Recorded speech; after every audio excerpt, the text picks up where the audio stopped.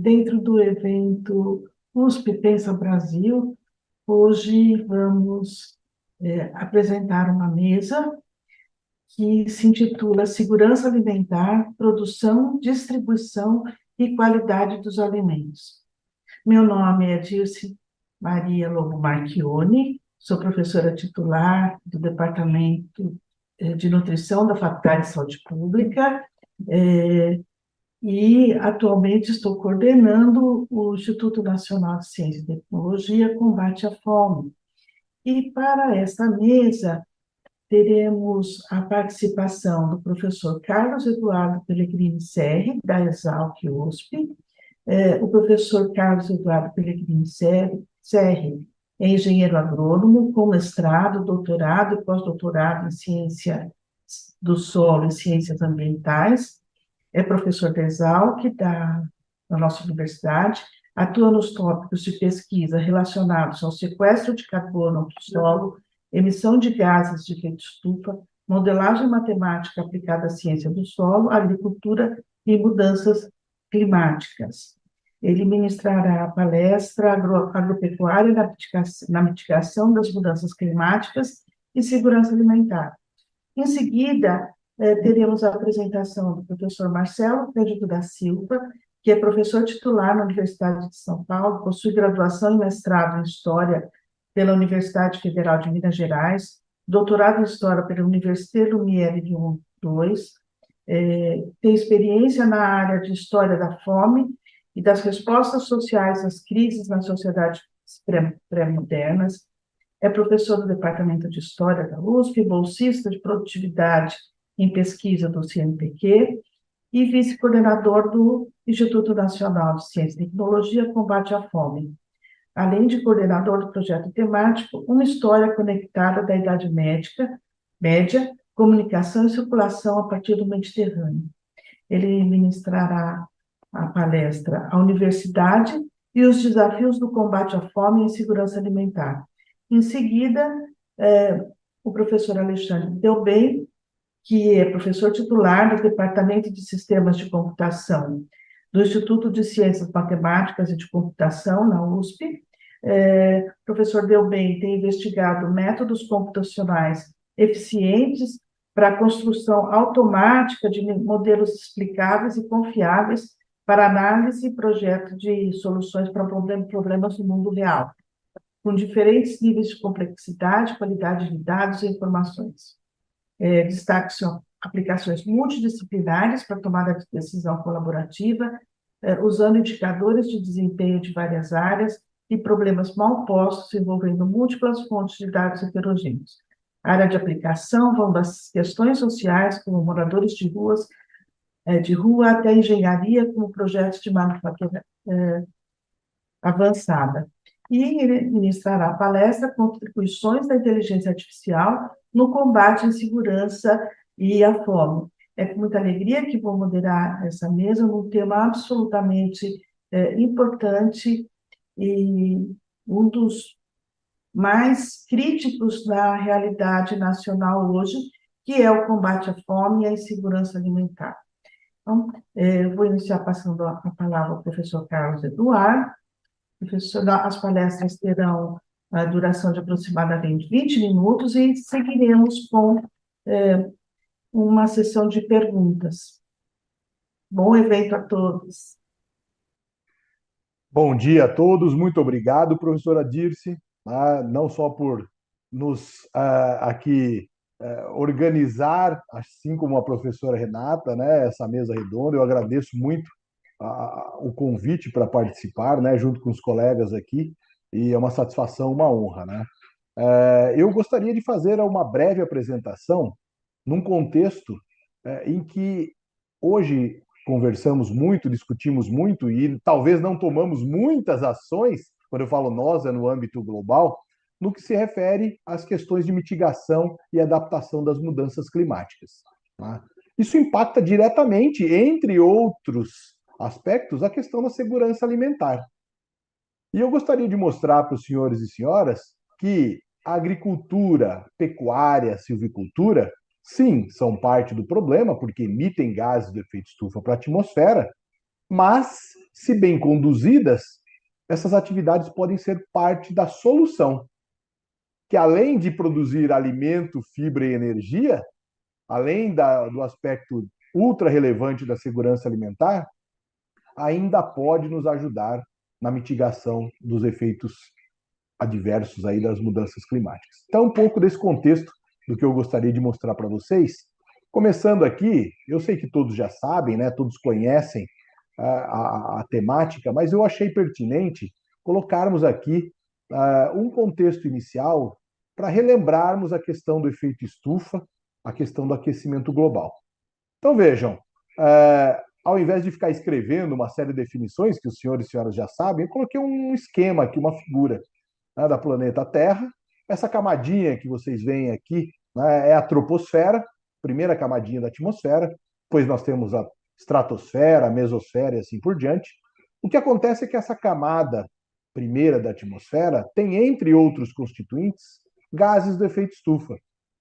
E eles interagem, né, com a radiação. Não com a radiação solar, que eu estou mostrando aqui, que sai, obviamente, lá do Sol e chega à superfície terrestre. Essa interação é pequena, mas os corpos aqui presentes, um animal, uma planta, né, um de nós, um prédio, enfim, um solo exposto, uma água, assim, absorve parte da radiação, reflete uma outra parte, só que a radiação absorvida é reemitida em outro comprimento de onda, que é o infravermelho.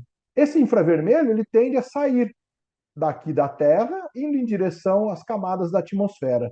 Como na troposfera há gases do efeito estufa, que interagem com essa radiação do infravermelho, que tem um comprimento de onda mais longo, parte da energia fica próxima à superfície terrestre, fazendo com que a temperatura média da superfície terrestre seja em torno de 15 graus Celsius. Então, esse é o chamado efeito estufa natural, que todos vocês conhecem e é muito importante para a vida na Terra. O que acontece é que à direita aqui, estou mostrando um cenário diferente. Um cenário onde a concentração de gás do efeito estufa está aumentada. Eu estou simbolizando aqui à direita com uma mancha mais escura, né, para simbolizar a concentração maior, né, de gases do efeito estufa. O que acontece? Bom, a radiação solar atravessa sem grandes problemas essa camada, porém, o infravermelho que sai da superfície terrestre indo em direção às camadas da atmosfera, porque a concentração de gás é maior, maior energia fica próxima à superfície, fazendo com que aquela temperatura de 15 graus Celsius seja acrescida por um aumento, por um delta T, um aumento de temperatura, que é chamado de aquecimento global. Então, o aquecimento global causado, como vocês sabem, pelo aumento da concentração de gases do efeito estufa. Coloquei alguns dos gases aqui, tem mais de 2 dezenas. Esses 3 gases, CO2, metano e óxido nitroso, são os mais importantes sob o ponto de vista da agropecuária. E esse aumento, então, exacerbado da concentração de gases, faz com que haja um aumento de temperatura e a Terra, para se reajustar, acaba mudando os padrões de clima. Bom, e o que isso tem a ver com segurança alimentar? Tudo a ver, porque o alimento é produzido lá no campo, não é dentro da fábrica, não é dentro do supermercado, como algumas pessoas que perderam a conexão, né, com o campo imaginam. E o campo fica suscetível a essas mudanças do clima. O desenvolvimento de uma espécie vegetal e também animal é diretamente impactado por essas mudanças no clima. Então, eventos extremos, chuvas com padrões diferentes do que a gente estava acostumado, isso impacta o desenvolvimento das plantas. E isso pode causar, obviamente, um impacto bastante grande no que se refere à produção de alimentos, né, de segurança alimentar, além de fibras de energia, enfim. Bom, o que acontece é que existe uma preocupação para que esse aumento de temperatura, hoje em 1,1 grau, não ultrapasse 2 graus Celsius. Por quê? Porque daí os efeitos seriam irreversíveis sobre o ponto de vista da mudança climática. E o impacto que teríamos na produção de alimento, maior ainda. Para isso, uma série de negociações existem, já existiram desde Estocolmo, passou pela Rio 92. Coloquei 2 eventos aqui, a COP, que aconteceu em Paris, e é mais recentemente que aconteceu em Glasgow. Teremos uma próxima COP, COP é as conferências das partes, né? Teremos uma equipe, uma comitiva da USP bastante robusta participando dessa COP. Eu tive o prazer de ser convidado para participar também pela comitiva da Universidade de São Paulo, uma presença aí bastante importante para discutirmos os assuntos associados às mudanças climáticas e aquecimento global. O que tem se discutido, né, e precisa ser implementado com mais intensidade, não adianta ficar só no âmbito da discussão dos governos, né, dos 197 países, precisa colocar em prática duas ações, que são ações internacionais, já que o problema é global, para o enfrentamento deste problema de aquecimento global e consequente mudanças climáticas. Um é a adaptação. Como que a gente reage ao problema? Né? Novas tecnologias, como mitigar os riscos, como adaptar, administrar, fortalecer as instituições, dar treinamento para que a gente enfrente um problema que é no lado da mitigação. Enfrentar o problema, né, reduzindo as emissões de gases e aumentando a remoção. Essas duas ações, essas duas estratégias precisam ser feitas de forma concomitante, não é uma ou outra. É adaptação e mitigação. E, pessoal, quando se trata de segurança alimentar, é imprescindível que as duas ações sejam feitas. Adaptação de espécies de planta e animal que sofram menos com os impactos das mudanças climáticas. E mitigação, enfrentar o problema como? Enfrentar o problema da seguinte maneira: todos os setores, todos, de eletricidade, da agricultura, de transporte, precisam reduzir as suas emissões. Todos eles. Inclusive agricultura, pecuária e silvicultura. Todos precisam reduzir as emissões. Essa é uma ação de extrema urgência. Como talvez vocês saibam, das emissões globais, 73% desses gases de efeito estufa vem da queima de combustível fóssil. Então, se a gente tem que resolver o problema, é aí o setor prioritário. 73% das emissões do globo vem da queima de combustível fóssil. Em torno de 20% vem da agricultura, pecuária, silvicultura e desmatamento, né, que é chamado de mudança de uso da terra. Então, aí tem um papel também muito importante para esse setor. Bom, além de reduzir as emissões, o único setor que pode fazer contribuição adicional, que é remoção, que é retirar gás da atmosfera, é o setor da agricultura, pecuária e silvicultura. Infelizmente, os outros setores não têm essa condição. O setor de energia, o setor de transporte, a indústria não tem como fixar carbono da atmosfera na planta e no solo. Infelizmente, não tem. Então, para a gente desse setor da agropecuária, tem um desafio bastante grande. Não só reduzir as emissões de gás, mas também remover, retirar. O termo técnico é sequestrar carbono na planta e no solo. Bom, como é que isso funciona? De maneira muito simplificada, as plantas, todas elas, eu pus o exemplo de um milho aqui, mas poderia ser, obviamente, qualquer planta, elas fazem fotossíntese. Todos nós aprendemos lá, né, na escola a fotossíntese. Então, é retirada de CO2 da atmosfera e mobilização do material vegetal.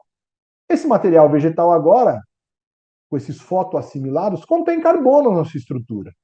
Já é um sequestro. Mas parte do carbono da planta pode e é transferido ao solo, seja pelo sistema radicular, seja pela decomposição de material da superfície, fazendo com que esse material, essa matéria orgânica do solo, que em última análise é carbono na forma orgânica que está no solo, entre para o sistema solo e possa, de acordo com algumas atividades de organismos, possa ser estabilizado. E esse material estabilizado, esse carbono estabilizado no solo, pode ter uma permanência bastante longa. Então vejam, a ideia é remover CO2 da atmosfera, onde tem grande quantidade, em excesso, passar para a planta e para o solo. E quando a planta faz isso naturalmente, ela não só está sequestrando carbono, está também produzindo alimento, produzindo fibra, produzindo energia. Pode ter um animal nesse contexto todo que se alimenta dessa planta e a gente também pode usufruir diretamente ou indiretamente desses produtos de origem animal. Bom, para isso existem várias técnicas para a produção de alimentos, fibra e energia, uma série de práticas de manejo. Uma delas é o sistema plantio direto, que, diferentemente do que está aqui à esquerda, que é um sistema convencional, no sistema convencional a gente faz aração, gradagem, perturbação desse solo fazendo com que as emissões de gases ocorram de forma intensa para a atmosfera e a decomposição desse material é muito acelerada. Então não dá tempo de acumular, não dá tempo de ocorrer aquele sequestro de carbono que eu mencionei no slide anterior. Já à direita, um sistema plantio direto, a gente não perturba o solo, a gente não mobiliza o solo, as emissões de gases para a atmosfera são menores, o sistema de retenção, de sequestro, de acúmulo de carbono acontece. E nós estamos produzindo o mesmo alimento. Aliás, com o sistema plantio direto, a gente pode até aumentar a produtividade, conciliando segurança alimentar, ou pelo menos parte da segurança alimentar, na produção de alimento, sem impacto na emissão de gases, com o sequestro de carbono. Vejam que interessante. Existem várias taxas, né, desse potencial de sequestro de carbono. Aqui para o Brasil, um valor médio obtido aí na literatura é em torno de 0,5 toneladas de carbono por hectare por ano que são acumulados. Né? Então, essas 0,5 toneladas, só para dar uma ideia para a gente, de acúmulo, se eu multiplicar pela área de plantio direto que tem hoje no Brasil, quase 30 milhões de hectares, eu usei um valor mais conservador de 28, dá uma quantidade de 14 milhões de toneladas de carbono que são sequestrados durante o processo de produção de alimento. Então é um benefício, é um serviço ambiental que o setor de agricultura e pecuária estão provendo, tá, para o globo. Falando em pecuária, esses pontinhos aqui nessa imagem que eu apresento para vocês, esses pontinhos, esses quadradinhos azuis, são locais onde a gente fez uma série de avaliações de áreas de pastagem no Brasil. Né? Fomos lá, coletamos amostras de solo, de planta, né? E para derivar uma informação que eu julgo também bastante interessante, que é as taxas de sequestro de carbono em área de pastagem. Porque senão dava ideia, para alguns colegas que não estão diretamente no setor, de que só sequestra carbono lá no plantio direto. Não é verdade. Pastagens bem manejadas, como eu estou mostrando aqui, né? Se forem pastagens degradadas aqui em cima, puxa, nós estamos perdendo o carbono do solo, indo em direção à atmosfera, piorando os problemas. Aqui, nesses valores abaixo, estou mostrando para os senhores e senhoras que esses valores positivos são de taxa de acúmulo, de sequestro de carbono quando as pastagens são bem conduzidas. E nós temos uma área gigante de pastagens no Brasil. Depois do uso da terra com vegetação nativa, que representa 63% do nosso território, o uso seguinte mais abundante é a área de pastagem. Então, ações nesse uso da terra com pasto, se bem conduzido, podem também sequestrar carbono para a atmosfera. Pessoal, existem tantas técnicas, né? Uso de plantas de cobertura, como essas que eu estou mostrando aqui, né? Existem sistemas integrados de produção, talvez alguns colegas já ouviram falar de integração lavoura-pecuária-floresta, que também tem taxas de acúmulo de carbono, ou seja, menor emissão de gás e maior sequestro, até no sistema de produção, que vai além da segurança alimentar aqui, mas para a energia, por exemplo, etanol. Vejam aqui, nós temos uma produção de cana-de-açúcar, uma série de complexidades no seu ciclo, mas que, em última análise, a gente colhe essa cana, leva para uma indústria para produzir açúcar, mas também etanol. Os subprodutos voltam para o campo e a gente tem uma capacidade de, nesse sistema, se a gente levar em consideração os vários gases do efeito estufa, uma capacidade de ter um balanço de carbono negativo. O que significa isso? Nós estamos acumulando mais do que emitindo. Veja que fantástico. E ainda produzindo um biocombustível que pode ser substituído por um combustível fóssil, ou ao contrário, o combustível fóssil sendo substituído por um biocombustível, minimizando ainda aquela questão dos gases de efeito estufa para a atmosfera. Bom, existem inúmeras técnicas. Eu mostrei algumas, outras estou colocando aqui um potencial de acúmulo que calculamos para o ano de 2020, mas estão ainda, de certa forma, atualizados, que significa que a agricultura, a pecuária e a silvicultura têm um potencial de mitigar, podem ser parte da solução para resolver o problema. Basta que práticas de manejo sustentáveis sejam adotadas. Se produzir de qualquer jeito, sem cuidado ao ambiente, aí não tem benefício. Mas se essas técnicas forem adotadas, isso tem um aspecto bastante interessante. Eu finalizo a minha apresentação dizendo que a USP, a Universidade de São Paulo, teve a sensibilidade de criar um centro de carbono, porque o carbono está em todos esses ambientes. Está na forma de gás do efeito estufa, está na forma de planta, de animais, está na forma do solo, na água, até no mercado de crédito de carbono. E o Centro C-Carbon, né, foi criado pela reitoria da Universidade de São Paulo, está atrelado à reitoria. O nome dele é um centro de porte mundial, por isso estou tomando a liberdade de colocar em inglês aqui, um centro de estudos de carbono em agricultura tropical. Ele, como disse, está vinculado à reitoria da USP, fisicamente lotado aqui em Piracicaba, na Exalc, na Escola Superior de Agricultura Luiz de Queiroz, e tivemos a felicidade de receber não só um recurso da reitoria, mas também da FAPESP, através de um edital que chama-se CEPID, Centros de Pesquisa, Inovação e Difusão. Bom, esse centro tem uma série de dinâmicas, né? E aqui é uma figura que talvez esteja um pouco pequeno para os senhores e senhoras verem, mas ela dá uma ideia geral do que o centro se propõe a fazer. É trabalhar com esses grandes temas, vejam aqui, segurança alimentar é um deles, mitigação das mudanças climáticas, a parte de desenvolvimento social, econômico, economia circular, economia verde, como? Através de pesquisa, inovação e difusão.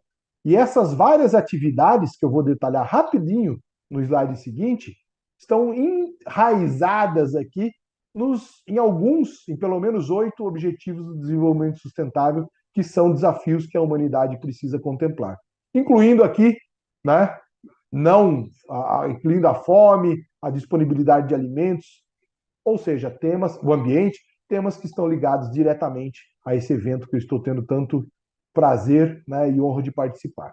Só para, então, dar uma ideia para os senhores e senhoras, e depois, se as pessoas tiverem perguntas, terei o maior prazer em tentar respondê-las. Esse centro, então, tem uma série de desafios, né, nas grandes temáticas que estão aqui à esquerda. Precisamos colocar isso em ação para ter um impacto positivo sobre o ponto de vista dos objetivos do desenvolvimento sustentável. Então, vejam, temos ações em pesquisa, que quem tiver interesse, eu vou ter o maior prazer em conversar, em um ambiente solo, planta, animal, atmosfera, em ferramentas digitais. Temos ações ligadas à inovação. Precisamos de inovação para combater esses problemas. Precisamos de inovação para a segurança alimentar, para transitar na agricultura, pecuária, silvicultura em eventos extremos. Precisa de inovação. E também disseminação. Precisamos que o maior número de pessoas tenham contato, não só através de publicações científicas, mas através da interlocução, né, com a sociedade civil, com a advocacy, que é com os tomadores de decisão, né, de políticas públicas. E, por fim, esse é realmente o meu último slide, a estratégia que temos para esse centro para os próximos 11 anos. Né? Começamos aqui à direita, tentando entender com o melhor conhecimento possível das interações que existem em entradas e saídas de gases de carbono no sistema, passando para sistemas de extrapolação em área regional, nacional e, quem sabe, para outros países de clima tropical. Bom, pessoal, era isso que eu gostaria de apresentar para vocês. Professora Dirce, obrigado, né, por moderar essa sessão. Professora Renata, obrigado pelo convite e organização. Eu estou ansioso para ouvir as apresentações dos meus colegas aqui que vão me suceder. Né? Obrigado pela oportunidade por enquanto. E eu vou assistir o Marcelo e o Alexandre. Obrigado. Obrigada, professor Carlos Eduardo, pela sua excelente palestra, extremamente didática, e por nos trazer as informações desse centro de carbono. Parabéns também por essa iniciativa, extremamente nesse cenário que nós estamos vivendo hoje. Eu vou passar a palavra, então, para o professor Marcelo Cândido da Silva, que é professor titular da FEPELESTE, e que vai falar sobre a universidade, os desafios do combate à fome e a segurança alimentar, e é vice-coordenador do INCT Combate à Fome. Obrigada, professor Marcelo, passo a palavra. Muito obrigado, professora Dirce. Eu queria, em primeiro lugar, agradecer aos organizadores do USP Pensa Brasil pelo convite, e em especial à professora Renata, e em nome dela a toda a equipe, e agradeço também à professora Dirce pela mediação da mesa. Eu gostaria de apresentar hoje aqui algo que, na verdade, começa onde o professor Serri terminou, que é a contribuição da universidade para os desafios da insegurança alimentar. A minha reflexão ela vai no sentido de apontar um pouco o que vem sendo feito desde a época da pandemia, especialmente na Universidade de São Paulo, mas não apenas, no que se refere ao combate à insegurança alimentar. Eu gostaria de começar por uma apresentação mais geral a respeito da situação do contexto que leva a isso. O slide seguinte, por favor. De acordo com o relatório anual da Organização das Nações Unidas para Alimentação e Agricultura, a FAO, publicado recentemente em 12 de julho de 2023, cerca de 735 milhões de pessoas enfrentaram a subnutrição no ano de 2022, o que corresponde a cerca de 9,2% da população mundial. Em relação a 2019, graças sobretudo ao impacto da pandemia de Covid-19, houve um aumento de mais de 100 milhões no número de pessoas subnutridas. E qual é o cenário no Brasil? É um cenário que não escapa de forma alguma a esse cenário mundial. Próximo, por favor. Sob o impacto da crise econômica da última década, bem como da pandemia de Covid-19 e do desmantelamento das políticas públicas de combate à fome e à insegurança alimentar, o Brasil voltou ao mapa da fome. Ele havia saído em 2013 e retornou recentemente. O Inquérito Nacional sobre a Insegurança Alimentar aponta que 125,2 milhões de pessoas no Brasil vivem com algum tipo de insegurança alimentar, sendo que 33,1 milhões sofrem de insegurança alimentar grave. Seguinte, várias pesquisas apontam para o mesmo cenário, um agravamento da situação de insegurança alimentar, que se deve, como eu disse e reitero, não apenas à crise econômica da última década, mas também à pandemia de Covid-19 e ao desmantelamento das políticas públicas. Seguinte, em 2021, a reitoria da USP, a reitoria da Universidade de São Paulo, através do seu reitor, o professor Vahan Agopian, criou um grupo de trabalho, o GT-USP, Políticas Públicas de Combate à Fome e à Insegurança Alimentar, através de uma portaria publicada em 20 de setembro de 2021. Esse grupo reuniu 12 docentes de diversas áreas, saúde pública, medicina, engenharia, tecnologia da informação, história, antropologia, etc. E contou também com a participação de 18 jovens pesquisadores de doutorado e de pós-doutorado que, ao longo de 17 meses, produziu um relatório com sugestões de combate à fome e à insegurança alimentar. Nós entregamos ao novo reitor, no início deste ano, um relatório com 39 propostas de combate à fome e à insegurança alimentar. O seguinte, esse relatório, ele foi construído, ele se encontra disponível, inclusive, no site da Exalc, do CEPEA, da Exalc, e ele conta com 39 propostas de políticas públicas baseadas em revisão da literatura, em estudos de campo e em estudos de caso. Esse relatório ele está disponível, está em livre acesso, e ele contém o resultado do trabalho desse grupo. Eu gostaria aqui de dar alguns exemplos de políticas públicas propostas por esse grupo. Slide seguinte, por favor.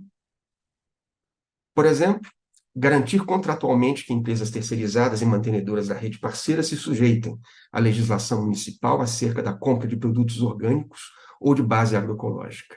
Tal iniciativa envolve tanto regras contratuais quanto um aparato regulatório municipal. Além disso, propusemos um programa estadual de incentivo às hortas urbanas, contendo orientações para gestores públicos municipais. Um outro exemplo, entre as 39 propostas, a promoção e fortalecimento de canais ou circuitos de comercialização curtos para os alimentos produzidos pela agricultura familiar e pelas comunidades tradicionais via processos participativos. Há também toda uma dimensão de inteligência artificial, de novas tecnologias nessa proposta, que o professor Alexandre Delben detalhará em sua apresentação. Slide seguinte, por favor. Esse grupo de trabalho ele também constituiu o embrião de uma proposta de Instituto Nacional de Ciência e Tecnologia, liderado pela professora Dirce Marchione, aqui presente, e que nós apresentamos ao CNPq no ano passado. Essa proposta foi aprovada, então, a partir de dezembro de 2022, Nós temos o Instituto Nacional de Ciência e Tecnologia Combate à Fome, estratégias e políticas públicas para a realização do direito humano à alimentação adequada, abordagem transdisciplinar de sistemas alimentares com apoio de inteligência artificial. Nós temos um site que vocês veem aí e que está sediado na Faculdade de Saúde Pública. Como é que o projeto se estrutura? Slide seguinte, por favor. Nós temos 5 eixos de atuação: saúde e nutrição, políticas públicas, cadeia de valor, inteligência artificial, comunicação e difusão. A ideia é reunir pesquisadores das mais diversas áreas, de diversas universidades, não apenas do Brasil, mas no exterior, com vistas à proposição de medidas, de políticas públicas também, para o combate à fome e insegurança alimentar. É importante ressaltar que tanto o GT quanto o INCT trabalham em estreita sintonia com os grupos, organizações não governamentais, mas também órgãos públicos, que já atuam há anos no combate à fome e à insegurança alimentar. Essa sinergia ela é fundamental para nós. E eu queria terminar aqui apontando alguns objetivos do INCT. Slide seguinte, por favor. Conduzir estudos investigando a insegurança alimentar, os desafios e estratégias para atendimento do direito humano à alimentação adequada, identificar os determinantes da produção sustentável de alimentos, a redução dos gargalos no abastecimento e distribuição de alimentos de qualidade saudáveis e diminuição das perdas e desperdícios de alimentos. Investigar as determinantes sociais vinculadas aos resultados de políticas públicas de alimentação e nutrição. Pesquisar, desenvolver e aplicar ferramentas e técnicas computacionais para coleta, fusão, processamento, armazenamento, análise, extração do conhecimento e disseminação de dados e informações sobre a fome e a insegurança alimentar em ambientes urbanos. E, por fim, a investigação para a difusão e divulgação científicas, possibilitando a democratização do conhecimento para a melhoria da qualidade de vida das pessoas e a diminuição das desigualdades. Eu queria concluir dizendo que, para todos nós, professores, pesquisadores, não só das universidades públicas brasileiras, mas também de órgãos como a Embrapa, o nosso compromisso fundamental é em buscar soluções e saídas para essa crise, para esse problema grave da sociedade brasileira, tendo como norte aquilo que nós consideramos fundamental, que é a obrigação da universidade, o compromisso da universidade com a redução das desigualdades, com a luta por um país mais justo. Esse é o nosso norte principal. Nós sabemos o quanto a universidade depende do financiamento público e, ao mesmo tempo, nós entendemos que a nossa função como pesquisadores é poder fornecer à sociedade um retorno em termos de propostas concretas de impacto que possam melhorar a vida da população. Muito obrigado pela atenção. Obrigada, professor Marcelo, pela sua explicação, pela apresentação do INCT Combate à Fome, que espera ser mais um agente e um canal da universidade para o debate e a mitigação desse problema. Eu queria falar para vocês que estão nos ouvindo que nós estamos com um probleminha técnico e o chat não está aceitando perguntas por hora. Nós estamos tentando resolver ou achar uma forma de vocês nos enviarem as questões, as perguntas, para que nós possamos ter uma parte de debate. Então, nós vamos passar a palavra para o professor Alexandre Delbem, que é professor titular do Departamento de Sistemas da Computação do Instituto de Ciências Matemáticas e de Computação da USP, que irá nos apresentar a palestra Contribuições da Inteligência Artificial no combate à segurança alimentar e à fome. Professor Delbem, a palavra é sua. Muito obrigada pela participação. Olá, bom dia. Primeiro, eu gostaria de agradecer a professora Renata, a professora Dirce pelo convite. Deixa eu abrir minha apresentação aqui. Acho que todos estão vendo direitinho a apresentação, né? Compartilhada. Eu vou fazer essa apresentação, Alexandre Delbem, vou fazer essa apresentação sobre inteligência artificial, né, IA, como ela pode ajudar no combate à insegurança alimentar. Primeiro, eu vou falar um pouquinho, né, de como que acontece uma IA convencional atual que a gente encontra hoje muito sendo falada na mídia, uma IA que precisa de dados padronizados, muito bem estruturados, né, precisa de um grande investimento nisso para ela poder trabalhar. Ela tem dentro dela uma linha de produção mesmo, de processamento, que vai transformar esse material, aqui eu represento sacas, né, tipo de arroz, farinha, que vai ser processada até ver se o resultado é realmente um produto, sei lá, um biscoito que ficou bom, saiu do forno e tem qualidade. Só que essa linha de produção ela é extremamente gigante, né, cheio de múltiplos parâmetros que precisam ser ajustados automaticamente até sair o pãozinho gostoso, como a gente queria, com dados muito bem padronizados. Então, é uma IA custosa e que tem outro problema, né? Essa linha de produção, essa parafernália complexa, a rede que está por trás, é uma caixa preta, a gente não sabe exatamente o que ela está fazendo, e aí gera discussões e problemas como esse do chat GPT, né? Que é bom ou é do mal, né? Esse tipo de questão que aparece. É uma IA que funciona muito bem, gente. Ela tem conseguido gerar automaticamente aí receitas, pãezinhos, docinhos de interesse. Mas a gente chama ela de uma estrita, né? Ela faz uma função específica. Exemplo, fazer um biscoito, né? Ou uma bolacha, né? Gostosa, interessante. E precisa de muitos dados, e isso implica em custo, muito investimento. Com esse detalhe de ser caixa preta. É útil e tem seus probleminhas. Isso fica mais impactante quando a gente vai falar de tentar usar a inteligência artificial em segurança alimentar. Para tratar com isso, a gente precisa do que a gente chama de uma IA mais ampla. Ela não trata de um problema específico, né? Uma IA estrita. Ela consegue lidar com sistemas de sistemas. Né? A agricultura, por ser só uma produção agrícola, é um sistema que envolve outro sistema, o meio ambiente, que tem todo um estudo em outra área, que é a nutrição, que envolve sistemas de saúde, e ainda está sujeita a riscos, ataques, do ponto de vista econômico, né? Questões financeiras, políticos, etc. Então, para trabalhar com segurança alimentar, a gente tem que falar de sistemas. Né? Nesse contexto, a gente precisa de uma IA ampla, que está em desenvolvimento. Essa questão, né, não é algo que a gente traz aqui de pesquisador tentando achar problema para resolver com IA. Por exemplo, tem um instituto nos Estados Unidos que trata justamente disso. Ó, é um instituto para sistemas alimentares com foco em IA e que tenta lidar justamente com essa amplitude de questões indo da produção do alimento até questões de saúde e aspectos socioeconômicos. Bem, isso forma um sistema complexo que requer investimento, um desafio de integração de informações de várias fontes, né, de vários sistemas, de várias bases de dados, para assim fazer análises. E aí essas análises, como vem de sistema complexo, é importante ajuda computacional, né? E a ajuda computacional de sistemas complexos hoje em dia é por meio de ferramentas de inteligência artificial. Tá? Então, ela é o caminho para fazer IA em segurança precisa trabalhar com uma IA de sistemas, e ela é fundamental, né? Porque isso é complexo mesmo para o ser humano, lidar com essa integração de sistemas complexos. Um exemplo é a IA na agricultura, né? Que envolve sistemas de sistemas, né? Agricultura, você precisa falar de clima, você precisa falar de propriedades da região que está sendo plantada, das espécies mais adequadas para aquela plantação, o histórico dessas espécies. Você precisa entender a plantação em seus detalhes, né? O que está acontecendo, vamos dizer, em tempo real.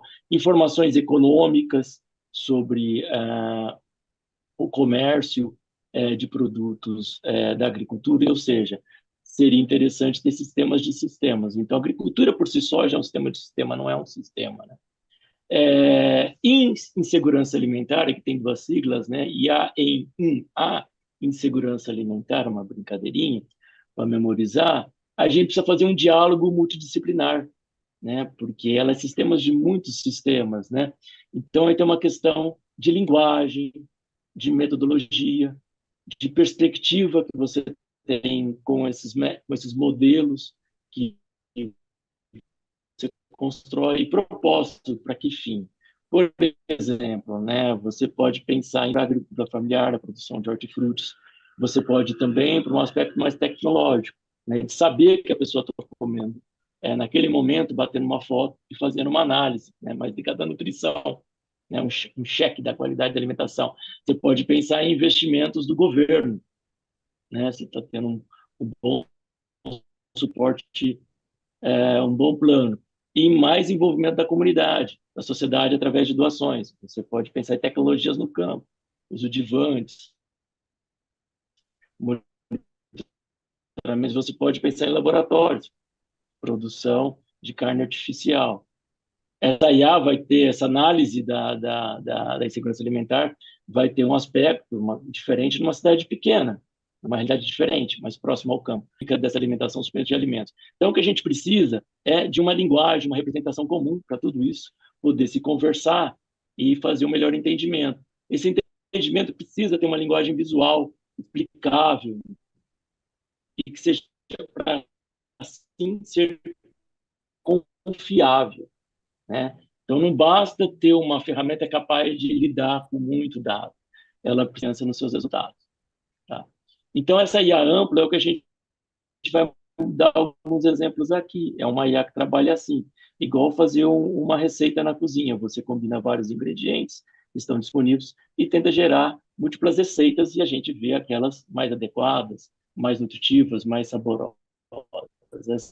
Essa IA é isso, ela vai combinar fontes, várias fontes de dados, bases de dados, gerando hipóteses e modelos múltiplos, né, às vezes chamados stakeholders, vão avaliar e vai tomar uma decisão colaborativa entre equipes multidisciplinares para avaliar os melhores modelos.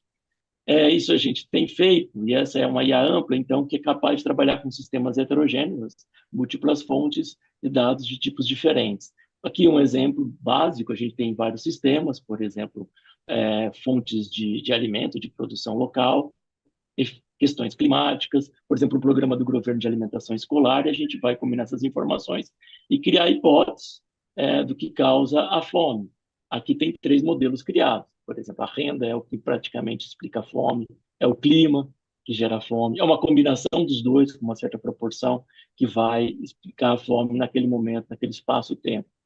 Aí você avalia a qualidade desses modelos, percebe-se de antemão que esse modelo explica melhor, né? E aí você mostra esse modelo para os tomadores de decisão, que vão refiná-lo, no caso, que eles sugerem, não, tem a questão da renda, mas ela pode ser mitigada por sistemas de assistência social direcionados para mitigar o efeito da fome. Puxa, então a base de dados sobre assistência social e esses programas não foram incluídos aqui no início do estudo. Então, qual que é o próximo passo? Refinar isso. Vamos lá, melhorar isso, pegando informações de programas de governo, questões de vulnerabilidade social e como isso vai impactar o nosso modelo. E aí pode, então, ser melhorada, otimizada para criar um modelo melhor. O importante é que esses modelos eles vão ser avaliados segundo 2 aspectos, o risco e a qualidade dele, né? O risco a ataques de fora, né? Questões econômicas do mercado e políticos também, né? Então, como a gente faz uma avaliação com mais de um critério, o risco e a acurácia? É um processo igual esse que está aqui, ó. Você gera vários modelos, que é essa mancha azul, e você coloca uma nota de risco. Aqui eu tenho um exemplo do carro, né? Você coloca o custo do carro e o conforto do carro no outro eixo, que seria a acurácia, o que a gente quer, um bom modelo, mas ela pode sofrer riscos.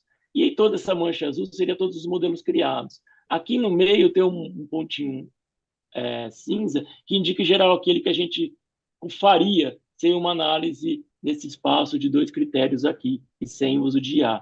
E aqui em vermelho está aqueles que são considerados os que têm um bom compromisso, um bom equilíbrio entre conforto e risco do carro, ou acurácia e risco. Então, é aqui que a gente vai tomar decisão, e vai escolher um desses da linha vermelha, e vai descartar todos esses azuis. Tudo isso pode ser feito por IA, até separar essa linha vermelha. Então, a gente vai ter mais modelos plausíveis construídos por máquina, que vai aprender tanto dos dados, e misturando também conhecimento de especialistas sobre o domínio.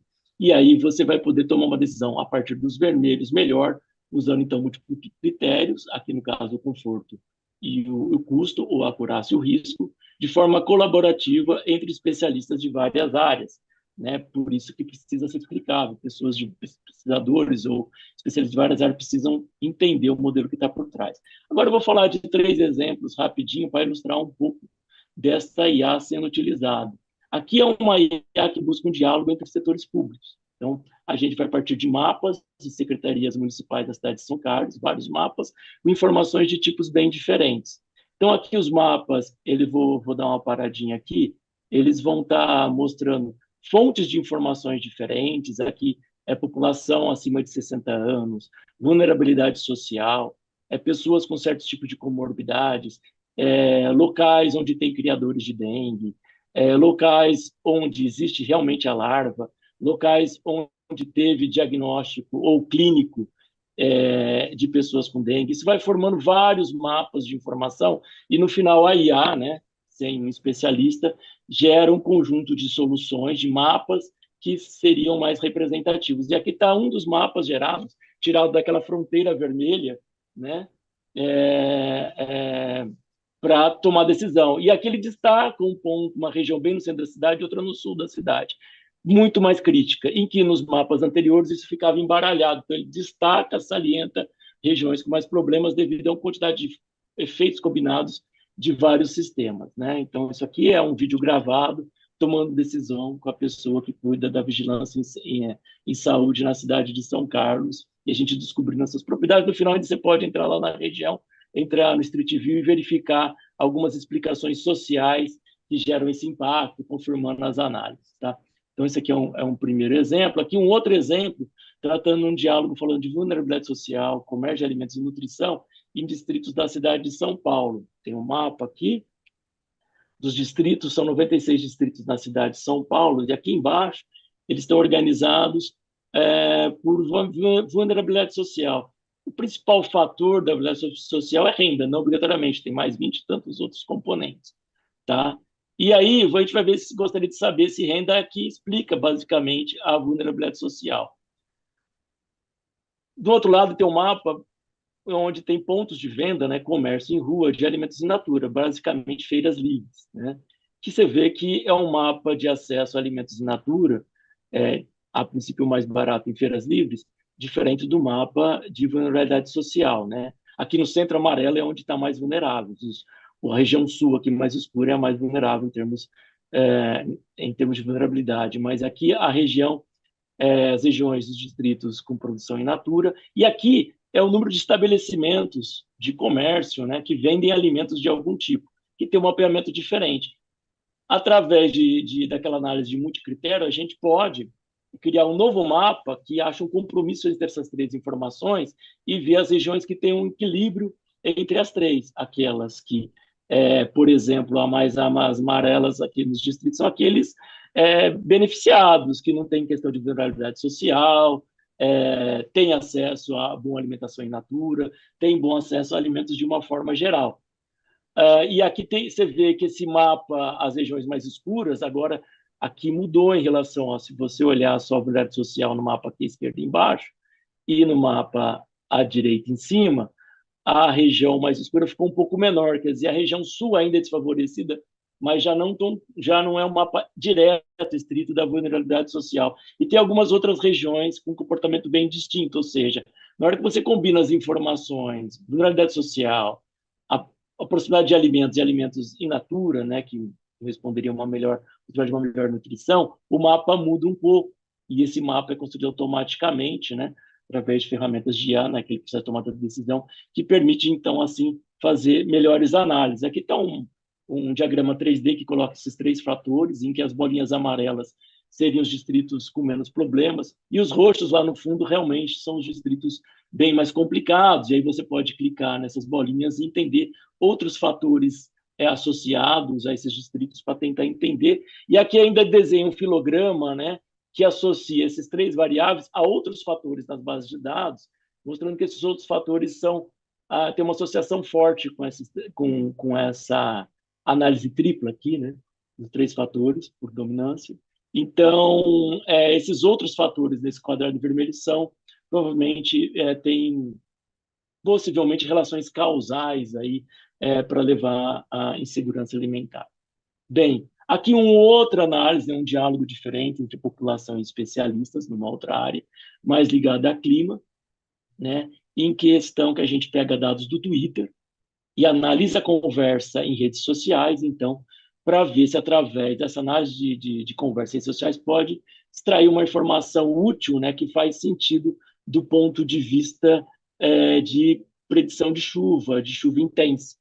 E aí foi feito todo um estudo com o IA, que acha padrões nessas conversas. Aqui embaixo tem um gráfico em que as barrinhas azuis têm a ver com as conversas, e mais embaixo a linha preta é o índice pluviométrico. Então, uma correspondência entre picos com uma certa defasagem, um lag no tempo, entre alertas que poderiam ser dados através da conversa nas redes sociais e os dados pluviométricos. O interessante é que tem regiões da cidade, aqui foi feito em São Paulo também, que tem pouca medição meteorológica, né, com pluviômetros, e então essas informações sociais poderiam melhorar as informações sobre chuvas fortes na cidade. Esse tipo de análise pode ser estendida também não só em clima, mas para alimentação e outros tipos de vulnerabilidade, né? E assim você obtendo uma percepção do cidadão em tempo real de assuntos de interesse, a gente entendendo a criticidade de questões como insegurança alimentar mais diretamente e mais rapidamente, né? Não com estudos que levam, às vezes, alguns anos ou meses para a gente ter consolidação, né? Aqui, um último slide é sobre demandas comuns, né? Esse tipo de problema que a gente viu em algumas áreas, de precisar de várias fontes de dados diferentes para você conciliar e integrar para tomar uma decisão no setor público, tem aparecido no nosso grupo desde que ele foi formado por diversos órgãos do governo e organizações não governamentais. Aqui tem uma lista de 15, né, algumas agrupadas, que vieram atrás por interesse por soluções desse tipo, que agregam dados, organizam, sintetizam e fazem uma análise para ajudar em políticas públicas ou a tomar decisão. Então, a gente está organizando a ideia de ter uma solução comum para todos eles, que a gente está chamando de dados para o bem. Aqui eu destaquei o MDS, né, porque o ministro Wellington fez um vídeo especial demandando esse tipo de solução, uma proposta para eles. Então, faço aqui a propaganda, que também é uma propaganda em prol dessa iniciativa Dados para o Bem, né? E a gente gostaria de estar fazendo isso ir para frente. Concluindo, então, a gente entende, né, nesse contexto, que a inteligência artificial pode dar um certo suporte ao desenvolvimento de soluções, acelerando soluções e propondo, né, modelos mais confiáveis, que fazem mais sentido para uma diversidade de informações de vários sistemas. Ela pode compor modelos visuais com desenhos e mapas, árvores, esses espaços multicritérios para tomada de decisão, e que facilita a decisão com especialistas de várias áreas. Então, demandas comuns estão sendo agregadas nessa iniciativa de dados para o bem, né, que pode, então, vir a trazer um benefício para uma gama maior de interessados em lidar com essa questão da insegurança alimentar. Então, aqui eu concluo minha apresentação, agradeço novamente ao convite da professora Renata e Dirce. Bem, obrigada, professor Alexandre, por nos mostrar, nos ilustrar tão didaticamente, né, as potencialidades da inteligência artificial, que faz parte da nossa vida, né, hoje, e tem essas possibilidades muito intensas de colaborar em diversos problemas da nossa sociedade, e incluindo e destacando as questões relacionadas ao combate à fome e segurança alimentar. Obrigada a todos os integrantes dessa mesa. Obrigada, professora Renata, pelo convite, pela honra de moderar. E nós gostaríamos de abrir para perguntas. Como o chat do YouTube não está funcionando, eu vou disponibilizar para vocês o meu e-mail. Então, quem quiser encaminhar perguntas, pode enviar agora, vai olhar. E tem também um QR Code que está sendo colocado no site, e um link aqui que eu vou falar para vocês. Bom, o meu e-mail é o Marchione, MARCHION de navio e de índio, @usp.br. O link para perguntas também disponibilizado. Um minuto aqui. Meu e-mail já está no YouTube, Então, vocês podem mandar para lá, no meu e-mail, e o link é https, é, Professora, eu sim. posso colocar o QR Code aqui na tela? Eu acho que vai ser mais fácil. Eu acho que seria excelente. Muito obrigada, por favor. E enquanto, então, é, vocês têm um tempinho para mandar aqui, eu vou iniciar uma rodada de perguntas, primeiro colocando à disposição aqui da própria mesa essa possibilidade de fazer alguma questão para os outros, e eu mesmo gostaria de fazer, então, enquanto vocês se organizam, eu vou tomar a liberdade de iniciar. E queria fazer uma pergunta para o professor Carlos, uma curiosidade, na verdade, professor Carlos. Eu sei, assim, esse centro de carbono muito importante, e como na sua palestra você menciona que a queima de combustíveis fósseis é uma grande parte, né, da emissão de CO2, e também tem a indústria, eu gostaria de saber se no centro, além do sequestro de carbono pelo solo que estão estudando, que nos informou, vocês também têm alguma aplicação pensando na indústria ou nessas outras emissões que são feitas. E eu vou emendar uma outra aqui, eu tomando essa prerrogativa que te dá com o microfone. Você também fala das pastagens, né? Que o manejo adequado das pastagens, ele tem um potencial de sequestro de carbono bastante intenso. E eu queria perguntar se o senhor tem ideia de como está essa implantação, como é o manejo no Brasil das pastagens, se há um avanço para que os manejos de pastagens sejam realmente tenham essa função, como que é esse panorama hoje no Brasil? Muito obrigado, professora Dirce, pelas excelentes perguntas, né? Eu agradeço bastante. A primeira delas diz respeito ao centro, né, de carbono, o Cicarbon, e a senhora está correta, né? Prestou atenção, viu? A senhora, puxa, prestou atenção no meu comentário, que realmente, globalmente, as emissões são basicamente oriundas da queima de combustível fóssil. A senhora acertou, 73% dos gases emitidos vêm da queima de combustível fóssil. E no panorama global, em torno de 20, de 18 a 20 vem da agricultura, pecuária, silvicultura e do desmatamento. Mas esse padrão, sabe, professora Dirce e colegas, é o padrão global. Eu não tive oportunidade de detalhar, mas agradeço a pergunta e agora posso fazer esse detalhamento. No Brasil, o padrão é diferente.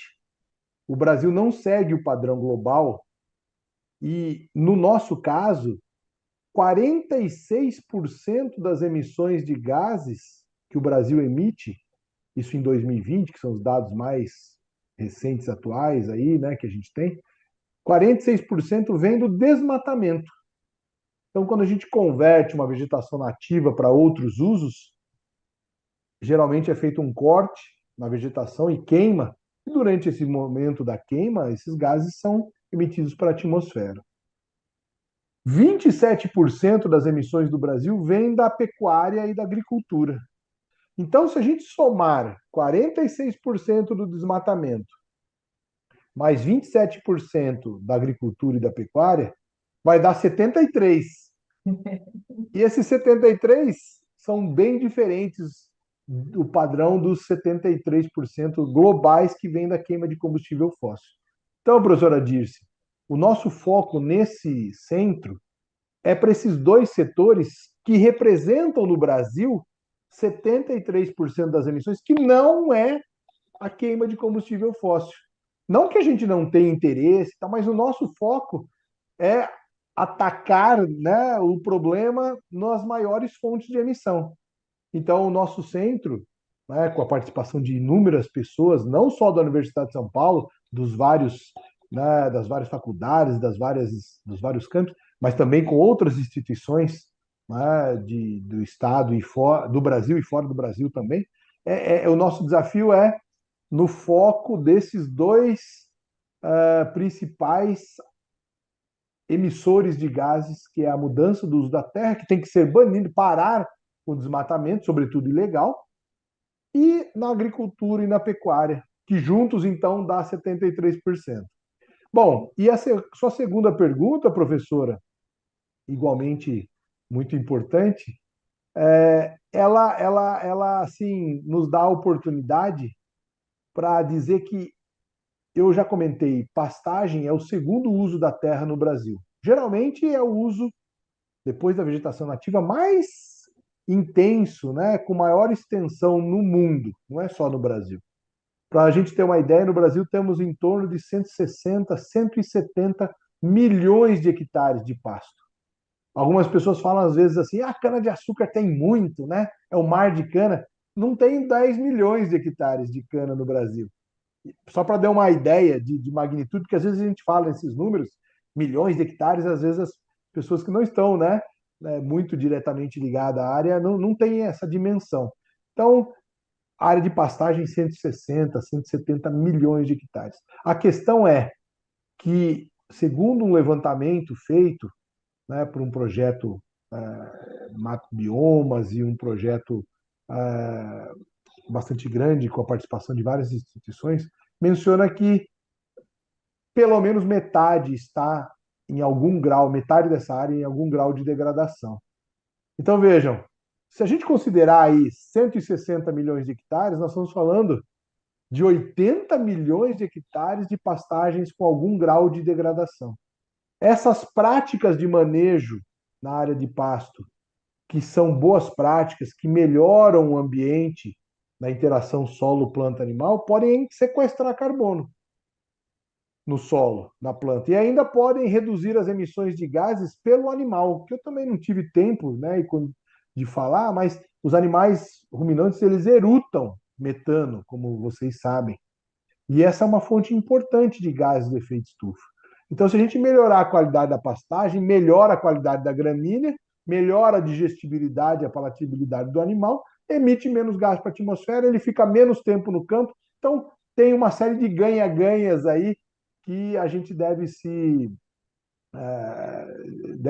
tentar implementar para que produza alimento, tenha segurança alimentar, não só de alimento de origem vegetal, mas também animal, proteína animal, e ainda contribuindo para uma menor emissão e um aumento do sequestro de carbono no solo. Então, essa é uma frente bastante importante. A senhora perguntou como isso está no Brasil, e eu finalizo, eu me empolgo aqui, né, na resposta, mas entendo que existe um plano do governo federal, já antigo, desde 2005, 2006, que chama, talvez muitos conheçam, Agricultura de Baixa Emissão de Carbono, né, o programa ABC. E ele tem, assim, estimulado os pecuaristas, né, os produtores, emprestando recurso a juros relativamente baixos, podia ser mais baixo, mas relativamente baixo, para que eles utilizem esse recurso e adotem melhores práticas de manejo na pastagem, por exemplo. Então, isso vem melhorando o sistema de produção no Brasil, graças a esses programas, por exemplo, do governo federal. Não é só para pastagem, para outros tipos de modalidade, outras modalidades, sistema plantio direto, que eu comentei rapidamente, sistemas integrados, né, silvicultura, enfim, mas é algo que tem dado um efeito. Para dar uma ideia, o recurso aportado foi usado em uma área para recuperar a pastagem que é 1,5 vezes o tamanho da Alemanha. Então vejam que são dimensões que nós temos aqui no Brasil bastante grandes, né? E com sucesso aí de redução da emissão de gases e aumento do sequestro. Vou parar, professora Dirce, porque já disse, eu me empolgo aí, vai longe a história, mas eu agradeço suas perguntas. E tem uma questão que chegou para a gente, e acredito que seja para você, Sérgio. É do Celso. O Celso, eu não tenho identificação dele, mas ele diz que gostaria que comentasse a relação entre produção mundial, consumo mundial de alimentos e volumes dos estoques de pastagem, acho que é pastagem, não passagem, e o risco climático mundial. Ele comenta que há algum tempo parei de fazer contas e fiquei assustado. Então, é produção mundial, consumo mundial de alimentos e volumes de estoques de pastagens, com Olha, risco climático. eu posso começar, mas talvez meus colegas, né, o professor Marcelo, o professor Alexandre, possam me ajudar aqui. O professor Marcelo mostrou, inclusive, no início da apresentação dele, alguns gráficos, né, com esses valores mais globais. Mas eu diria, né, para o Celso, obrigado, Celso, pela pergunta, o Brasil tem um desafio grande no âmbito mundial, porque a FAO, né, assim, lançou um relatório em que, de forma mais simplista aqui, em função do aumento da população global, haverá necessidade de um aumento de produção de alimentos, né? E essa produção de alimentos vai acontecer em várias regiões do mundo, mas infelizmente não vai ser na Europa que o aumento de produção vai ser suficiente para alimentar toda essa demanda, né, populacional. Infelizmente, não vai ser tanto na Ásia, um pouco, mas não tanto, e infelizmente nem tampouco na África, que deveria ser, deveria. Mas, então, simplificando a história aqui, a FAO identificou que talvez o Brasil seja o grande ator, né, nesse, não só atual, mas nesse aumento de produção de alimentos. Então, nosso desafio é aumentar em 40% a produção de alimentos, que não é algo trivial. E aí, tentando responder um pouco do que o Celso está perguntando, se eu entendi corretamente, áreas de pasto que hoje não são bem conduzidas têm que dar lugar para áreas de agricultura. E, e aí isso vai causar uma redução do número de animais que o Brasil tem. Hoje tem 240 milhões de cabeças. Não. Só que nós temos que concentrar esses animais, isso é chamado de intensificação, né? Espero que ecológica, em uma área menor. Para isso tem que aumentar a eficiência.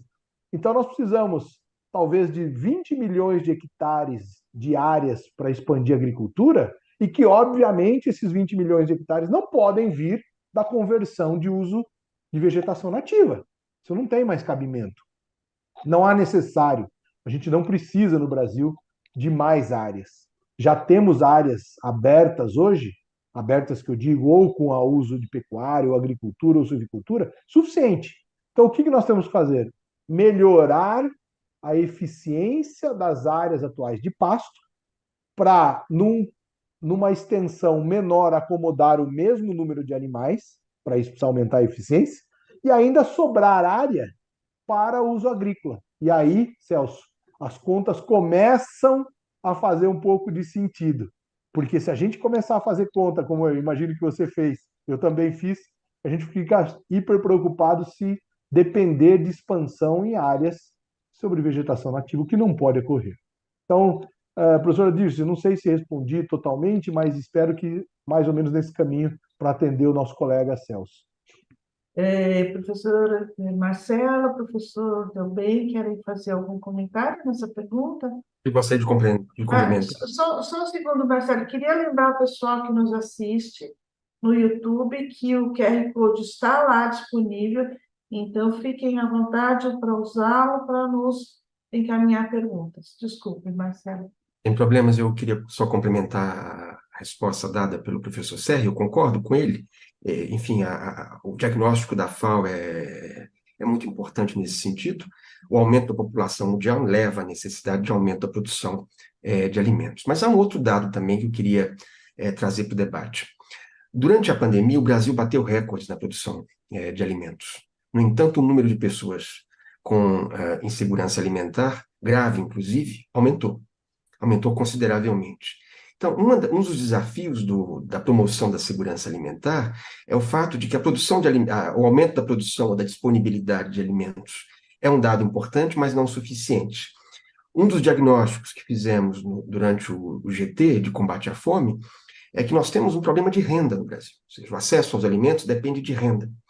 E esse acesso ele só pode ser promovido se as pessoas tiverem emprego, tiverem renda, tiverem condições de adquirir os alimentos que são produzidos, né? Então, há toda uma discussão em torno da noção de sistemas alimentares que envolve não apenas a produção, mas também as condições sociais, as condições socioeconômicas de acesso aos alimentos que são produzidos. Então, no nosso INCT, nós temos uma reflexão muito importante feita pelos nossos especialistas em torno das possibilidades de implementação de incentivar o acesso cada vez mais importante das pessoas ao mercado de alimentos. Esse é um desafio importante do século XXI. E como lembrou o professor Serra, de forma sustentável, porque eu acho que esse é outro ponto fundamental, né? Esse aumento da produção de alimentos deve se dar em condições sustentáveis, em condições nas quais o nosso planeta suporta esse aumento. Tudo bem? Não tem nenhum comentário. Tá. Eu gostaria de aproveitar essa oportunidade para também colocar que obrigada, professor Sé, pela sua resposta, que eu acredito que contempla, o professor Marcelo, mas também enfatizar esse outro aspecto. Nós precisamos produzir alimentos, então a FAO coloca, a ONU coloca 4 dimensões da segurança alimentar, que são a disponibilidade. Então, nós precisamos produzir os alimentos, ter condições de transportá-los para quem precisa, mas nós precisamos também que as pessoas tenham acesso. É uma das outras dimensões, além da estabilidade e a utilização. No acesso, nós enfrentamos esse paradoxo das pessoas do Brasil produzir alimentos, exportar alimentos, ao mesmo tempo que 33 milhões de pessoas passam fome. Então, a necessidade de nós termos essa produção, como o professor Carlos mostra, né, sustentável, que ajude a promover e ficar dentro dos limites planetários, ao mesmo tempo que as pessoas tenham acesso à alimentação e alimentação de qualidade, não só alimentação, mas que ela promova a saúde. E, nesse sentido, tem essas duas pontas, né? A produção, mas também o consumo. Também nossas práticas de consumo vão ter que, muitas vezes, ser repensadas. O próprio Brasil, os inquéritos mostram que o consumo de alimentos saudáveis, como frutas, legumes e verduras, é baixo, historicamente baixo. Consumo de carne, muitas vezes, excede as recomendações. E tem havido um aumento no consumo de alimentos ultraprocessados. Então, nós temos que pensar de uma forma de sistemas mesmo, né? Os desafios são muito, muito grandes. Então, sem dúvida, aumentar a produtividade no campo, usando técnicas sustentáveis, me parece que é fundamental. E repensar algumas práticas de consumo, além das questões de desperdício de alimentos, que são desperdiçados num número enorme, né? Algumas contas dizem 30% de perda de desperdício de alimentos, quando a humanidade, como o professor Marcelo mostrou, uma boa parcela dela está em situação de insegurança alimentar grave, passando fome. Então, o Celso disse que fica assustado, mas nós precisamos ter, né, esses dados, esses números, para pensar essas soluções. Vamos ver se chegou alguma questão. Eu vou deixar aqui aberta a palavra para vocês, se quiserem também fazer perguntas. Tem uma pergunta aqui da Renata sobre informações sobre ações das escolas públicas sobre segurança alimentar no chat. Talvez eu possa começar Tá, comentando alguma Renata? coisa. Ah, tá aqui. Eu não, tá. Vocês têm alguma informações sobre ações das escolas públicas sobre segurança alimentar? Bom, passo aí a palavra para os colegas. Alguém quer comentar? Eu posso começar?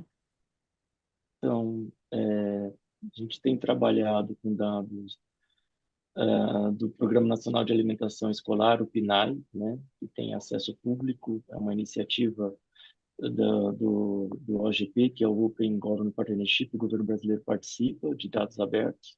Tem, na verdade, uma porcentagem pequena de dados abertos, tem aberto cada vez mais, e o PNAE está nesse programa. Então, graças a isso, é importante fazer essa propaganda, esse caminho, porque para analisar dados, a gente precisa ter acesso aos dados.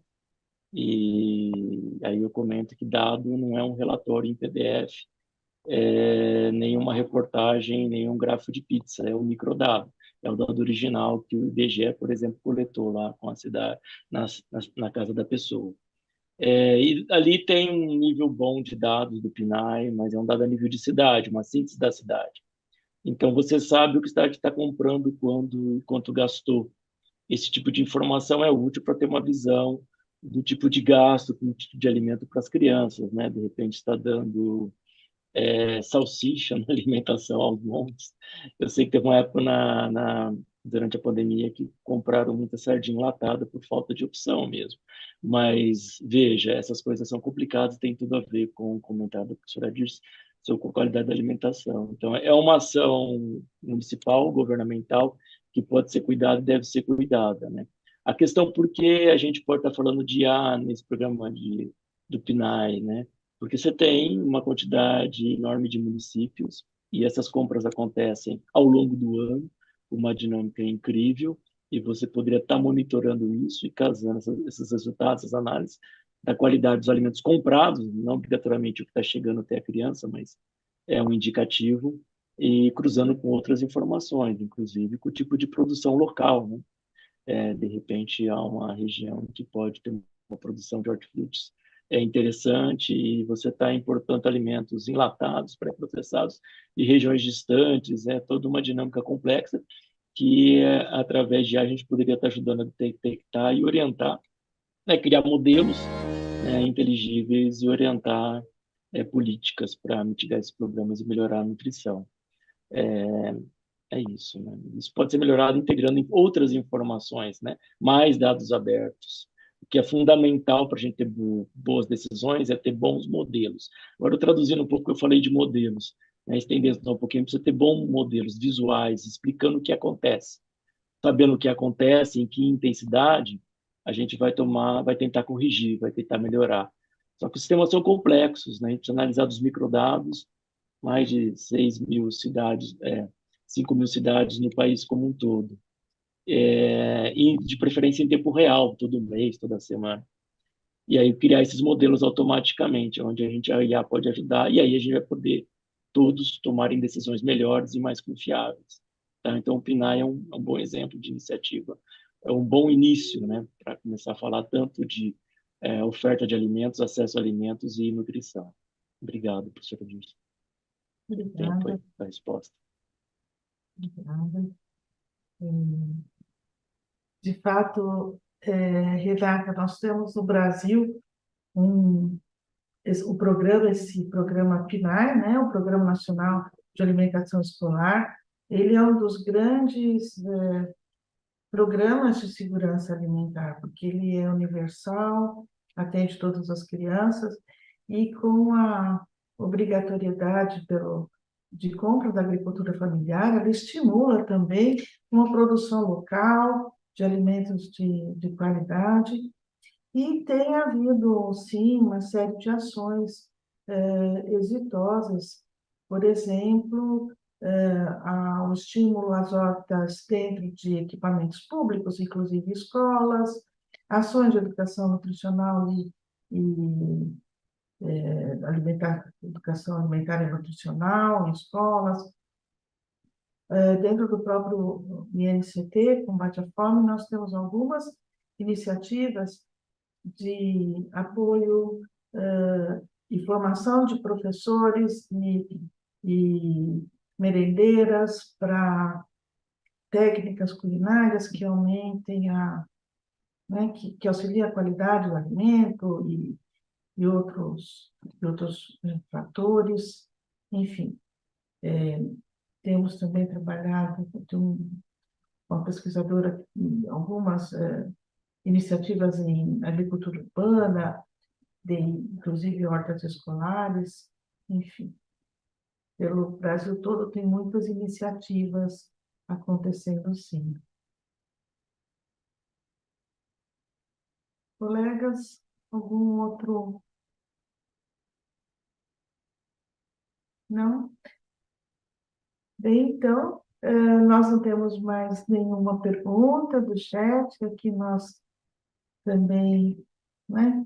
Poderíamos ficar conversando horas, né? Porque esse assunto acho que tem uma manifestação, e acabou de chegar uma pergunta, então, ótimo, good timing, bom timing. Parabéns pela mesa. Tem uma questão que tem a ver com acesso aos alimentos, a produção de alimentos pela agricultura familiar, que demanda mais apoio. O uso de agrotóxicos, muitos deles proibidos em outros países, mas gostaria que comentasse sobre políticas possíveis para incentivar o consumo de alimentos mais saudáveis e taxação de alimentos ultraprocessados. A pergunta é: políticas possíveis para aumentar o consumo de alimentos mais saudáveis e taxação de alimentos ultraprocessados. Quem gostaria de comentar? Posso começar? Retomando, inclusive, o exemplo que foi dado na questão anterior sobre a escola, né? Por que a escola é fundamental? Porque a questão do consumo tem a ver com hábitos, né? Os hábitos se desenvolvem desde a infância.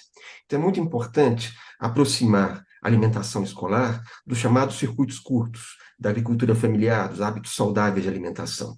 Isso ajuda a criar consumidores melhor informados, consumidores que têm hábitos mais saudáveis, porque, como disse a professora Dirce, não se trata apenas de fornecer alimento, mas de fornecer alimentos de qualidade. Vejam, o consumo excessivo de ultraprocessados tem um custo econômico e social muito grande, que impacta o sistema de saúde.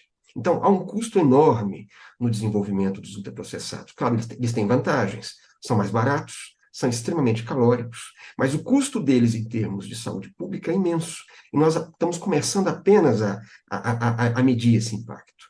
Então, o desenvolvimento de uma alimentação saudável é não só importante do ponto de vista da saúde pública, mas também importante do ponto de vista do impacto socioeconômico desses alimentos. Há desafios, o custo envolvido muitas vezes na produção desses alimentos. É por isso que é importante não só o desenvolvimento dos chamados circuitos curtos, ou seja, circuitos curtos que diminuem o impacto econômico do transporte de alimentos, mas também o desenvolvimento de uma agricultura sustentável, de uma agricultura comprometida com as boas regras de produção de alimentos.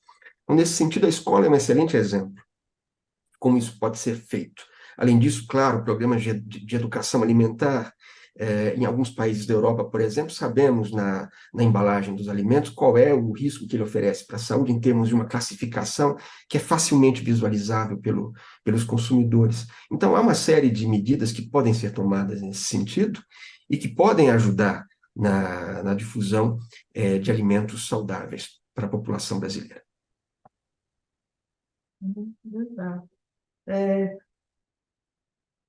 Eu vou também, né, aproveitar a oportunidade, mas você fala de taxação de alimentos ultraprocessados. Acho que essa é uma situação que demanda também uma atuação da sociedade, não só dos especialistas. Então, eu queria lembrar que estão acontecendo no Brasil inteiro as conferências livres de segurança nutricional, né, de segurança alimentar e nutricional, para a realização de propostas para a Conferência Nacional do CONSER, né, que acontecerá em dezembro.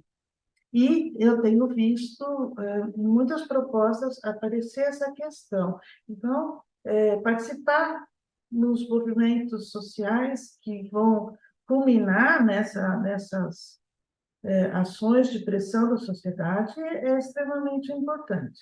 Vivemos esse momento do país de reinstalação do CONSER e esse ano todo preparatório para esse evento que vai apoiar e vai canalizar essas demandas sociais para o combate à fome, combate à insegurança alimentar. E incentivo do consumo de alimentos saudáveis, nós também temos um documento importante, que é o Guia Alimentar para a População Brasileira, que estabelece as bases. Então, a disseminação desses documentos, o que é uma alimentação saudável, como fazer escolhas melhores, e, obviamente, nós falamos no acesso, né? Então, viver num ambiente rodeado de tentações calóricas e com pouco acesso a alimentos nutritivos é também uma das causas de insegurança alimentar e da situação que vivemos hoje, também paradoxal, de termos 33 milhões de famintos e praticamente metade da população com sobrepeso ou obesidade, que também é um sinal de má alimentação, não é segurança alimentar. A segurança alimentar prevê alimentação saudável e promoção de saúde. Então, batalhar por uma alimentação saudável, acessível, não só economicamente, mas em ambientes alimentares que promovam esse consumo é importante. Tem uma outra, Celso, de novo. Minha preocupação é com a formação de estoques reguladores e armazenamento. Vi uma previsão de produção de grãos no Brasil de 300 MT para esta safra, contra uma população de 203 milhões de pessoas. Ou seja, 1,5 milhões de toneladas de habitantes por ano no Brasil. Isso aumenta a vergonha de ter gente passando fome por aqui. Mas, mundialmente, se houver um agravamento de situações climáticas adversas, fazendo conta, qualquer alimento só dá para alguns meses para a população mundial. Não é o caso de trabalhar no momento, mais na formação de estoques, melhorar no Brasil? O Celso, ele é geógrafo, formado em 92, atualmente faz graduação em geofísica. Fica a pergunta. Eu posso começar, Celso, você tem razão, né? Existe um estoque, não sei se era esse o contexto que você estava falando na pergunta anterior, né? Mas agora que bom que você complementou aqui. A questão é grave mesmo, né? De estoque e de distribuição. Eu dei um foco aqui, porque é o que eu entendo um pouquinho, né, desse contexto todo, que é na produção de alimentos. Mas a professora Dirce e os colegas já mencionaram que existe todo um contexto depois da produção, né? O desperdício no campo, a infraestrutura deficiente que nós temos no país. Esse armazenamento, Celso, talvez você saiba, é super complexo. Não tem em grande parte da região de produtora no Brasil, das regiões produtoras, não tem onde armazenar isso, tá? Falta infraestrutura, não foi dada nessas últimas décadas, tá? Nessas últimas décadas não foi dada atenção devida de infraestrutura para que essa preocupação sua fosse atendida, né? Então, você tem toda a razão. E a gente, assim, de um lado, o Brasil, a gente tem que ter orgulho, sob o ponto de vista de produção, né? Alimento daqui vai para mais de 180 países, mas a sua reflexão é importante. E aqui, né? E aqui no Brasil, né? Gente passando fome. Então, isso acontece também em outros locais, e é o momento da gente organizar melhor o pensamento e as estratégias para mitigar, diminuir essa situação grave que você menciona. Mas isso parte não só lá da produção, que foi o foco da minha conversa, eu sei que o mundo é muito mais amplo do que isso, mas passando por infraestrutura de remoção desse alimento do campo. É terrível. Talvez o Celso conheça, como geógrafo, já visitou muitas áreas, né? São outras vergonhas, viu, Celso? Não somente essa que você apontou, tá bom? Para um país que tem pelo menos 25% do seu PIB, de certa forma, associada com o agronegócio, não ter estrutura mínima para isso é lamentável. Mas os colegas provavelmente têm muito mais informação relevante do que a minha aqui. Essa é a minha pequena contribuição para a resposta aí do Celso. Colegas, Não sei se o Marcelo quer falar alguma coisa, senão eu não, não, Pode ir, Alexandre. pode ir.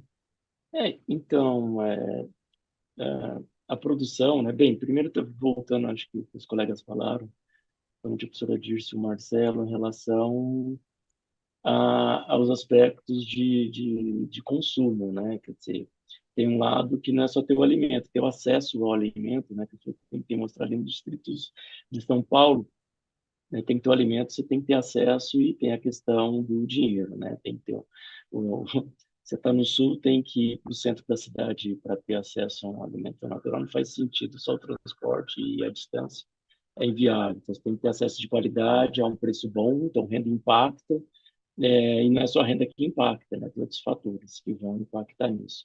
E o alimento tem que chegar a cada distrito a um custo baixo e com qualidade, né? Não pode ser alimento perecível. Está falando de alimento in natura, você vai lembrar de alimentos perecíveis, é toda uma logística totalmente ou discrepante em relação à produção de soja para exportação. Aí o professor da Exalc pode me corrigir, né? Mas assim, do que aprendo dos dados é isso. Então, quando a gente fala em uma escala de milhões de toneladas envolvendo soja e produção mesmo depois de 200 milhões, um rebanho de 200 milhões de cabeças, é bem diferente de uma produção de hortifruti, ou arroz, ou feijão, a banana e a fruta para chegar no consumidor. É outra logística. E o país é muito heterogêneo, então a facilidade de uma produção local, que são os circuitos curtos, né? A produção próxima de quem vai consumir o mais barato possível e para melhorar a qualidade do alimento que chega ao consumidor, não um alimento já envelhecido e com riscos, vai variar, né, para cada região do país e a dinâmica e região não se é norte, sul, leste, oeste, dentro do próprio estado, vai ter uma diversidade, estado de São Paulo mesmo, de questões, por isso que eu coloquei no slide lá uma cidade pequena, aquela ali eu identifico, é Brotas, aqui no interior de São Paulo, tem um IDH bom, é bem bonitinho, e uma metrópole futurística, quem sabe ela resolve os problemas, mas é tudo muito heterogêneo, né? Então, essa heterogeneidade que a gente tem que aprender e descobrir, tem que ter múltiplas soluções. Uma solução é o grande alimento do planeta, o Brasil fornecer mais alimento e a gente aproveitar um tanto disso, já que estamos produzindo. E isso não resolve as questões locais, de aproveitar o clima local, a terra local, as habilidades da comunidade local, né? O extrativismo é algo importante, né? No estado de São Paulo mesmo, você tem áreas preservadas e locais para fazer extrativismo. Não é só o açaí em Manaus. Então, a gente tem que estudar essas questões e, e planejar esses circuitos, entendê-los. Então, é uma multiplicidade, múltiplos sistemas que têm que ser entendidos para a gente ter soluções adequadas para todos os brasileiros. E não, talvez, a gente está com uma fatia muito grande de níveis de insegurança alimentar, né? Uma fatia que chega a mais da metade, em algum nível a um terço, mas passar por uma segurança de alimentar de 80% e 20% continuar ainda em segurança. Naquela regra do 20, 80-20, né? Não basta, a gente quer 100% dos brasileiros, se possível, do mundo com segurança alimentar. E você vai ter que entrar, então, nos detalhes de cada região, do microclima, do conhecimento de produção de cada um, dos gostos de consumo, e ter esse processo de educação que não é trivial, né? Um exemplo simples, pessoal, é uma reeducação alimentar, né? Não é trivial você fazer uma reeducação alimentar, não é nada trivial. Não é nada trivial um produtor que tem hábitos, né, de uma pecuária familiar mudar sua forma de produzir. Ele tem que produzir diferente. É como ele sabe produzir. Então, assim, o Estado vai até um certo ponto. Acho que a universidade pode ajudar com outros apoios bem mais, né, porque ela tem essa capacidade de analisar de forma multidisciplinar, de poder analisar e propor soluções. Era isso.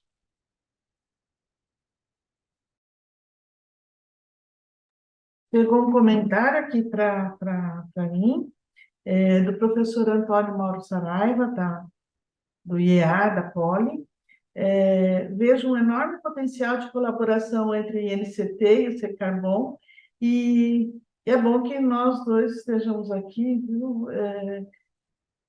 CR, que eu coordenando vários membros do INCT, o Saraiva também é membro do INCT, então eu concordo com esse comentário dele que tem um potencial muito grande para colaboração entre o Instituto Nacional de Ciência e Tecnologia e Combate à Fome e o Secabom.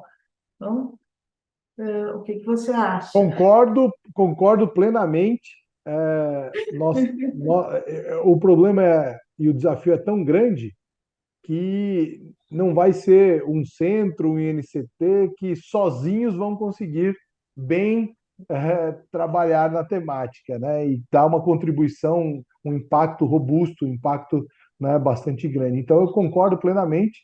É, o Cicarbon está totalmente de portas abertas para colaborações com vocês e com outros, né? Eu acho que é o caminho para a gente conseguir tratar esse assunto tão desafiador, né? Então, concordo plenamente. Precisamos estreitar aí essas relações, essas colaborações. Então, com um produto aí do USP Pensa Brasil, já temos... sim, sim, eu acho que então continuamos essa conversa. Vou aproveitar e fazer uma propaganda, a professora Renata me permite, mas no dia 5 e 6 de dezembro nós estamos organizando o primeiro simpósio do INCT Combate à Fome, e já deixo o convite para vocês nos seguirem nas redes sociais e se agendarem, né, save the date para participação nesse evento. Então, o Celso agradece as respostas, e se não temos mais comentários, eu acredito que nós possamos encerrar aí a essa mesa, que trouxe muitos aspectos, né, importantes que podem ser trabalhados para termos segurança alimentar para a nossa população. E como a universidade, né, a USP, o que a USP está fazendo e está planejando fazer. Muito obrigada a todos, obrigada, professora Renata, por essa oportunidade, obrigada por toda a organização do USP Pensa Brasil, por termos aqui, aos professores Carlos Serri, Alexandre Delbem, Marcelo Silva, Marcelo Cândido da Silva, pelas excelentes apresentações. E aí, oportunamente, continuamos nossas conversas, nós também estamos à disposição, né, das pessoas que estão nos ouvindo, enfim, que queiram tirar dúvidas ou ter mais comentários. Não encerramos aqui, podemos ficar à disposição. Muito obrigada, então, e acredito que possamos encerrar a transmissão. Obrigado. Muito obrigado.